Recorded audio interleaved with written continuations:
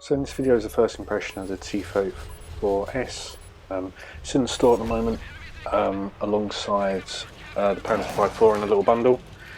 I think that bundle's definitely worth it for 3,000. Panzer 5.4 is a very strong tank, and this video is just going over the T-34S.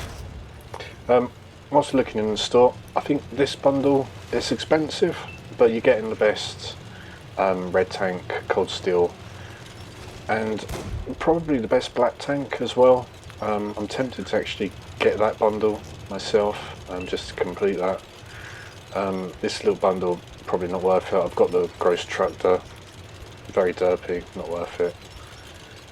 This bundle again, not worth it. Probably just best grinding up the Chinese and American lights. And this one, again, probably not worth it, to be honest. So yeah, I think probably that really big bundle might be worth it. The one with the Panzer 5.4 and the T-34S probably as well. And then these two, the impactful duo, so Tiger 131 and T-34 AA. That's a really good bundle, really good offer.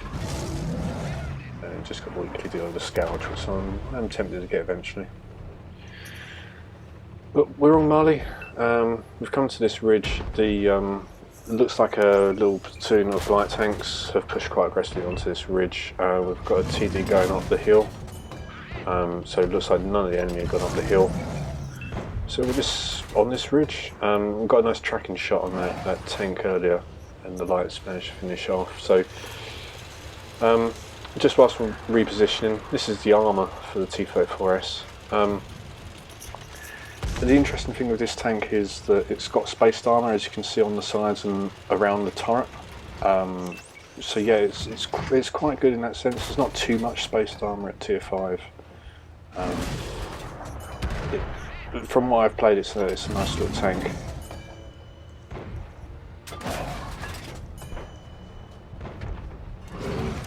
So the equipment I'm running on this is the optic, the rammer, and the gun laying drive. The gun laying drive isn't really one that I use too much. Yeah, otherwise probably the vents.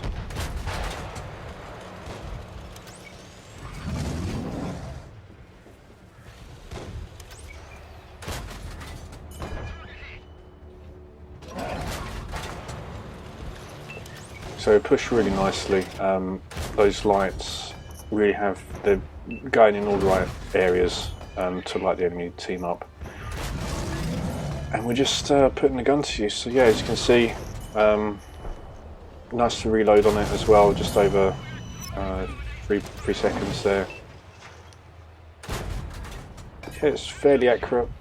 I think it probably is worth getting if you're at tier 5. Always, if you don't play tier 5, just don't bother with it. I don't think it's anything particularly special. But if you're fairly new to the game, or just like the T-34, I think it is worth it. So this game, a bit of a steamroll. I think this is my first game in it actually. And yeah, there we go. So just over 1,300 damage, 400 assist as well. So you get MVP. Despite actually those light tanks pushing up really well, but I suppose they must have been sharing the assisted damage between them. That's the only problem when you platoon up like that and follow each other around. So yeah, most damage in that game. Yeah, it's a really strong little tank actually. Haven't had too much use of the armour yet, but it will absorb HE and heat rounds. So yeah, I think the bundle it's in with the Panzer 5.4 is worth it if you're playing tier 5. I think the impactful duo, that little bundle, that's probably the pick out of the lot in the store at the moment. The Tiger 131, it's got preferential matchmaking as well, and the T-34A8, it's a dual trainer. Really fun tank as well actually.